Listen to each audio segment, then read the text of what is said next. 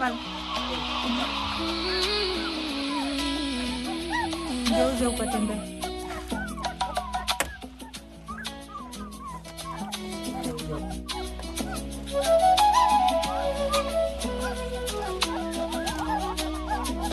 Maisha ni safari yenye milima na mabonde mengi.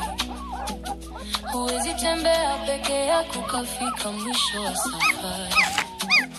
Leo unajiona una nguvu na mali tele mikononi, lakini kumbuka binadamu ni viumbe wa kutegemeana. Mtu ni watu, usitenge nafsi yako na wenzio. Upendo ndio nguzo inayotushika sote tusianguke. Mtu ni watu, usitenge nafsi yako na wenzio. Upendo ndio nguzo inayotushika sote tusianguke.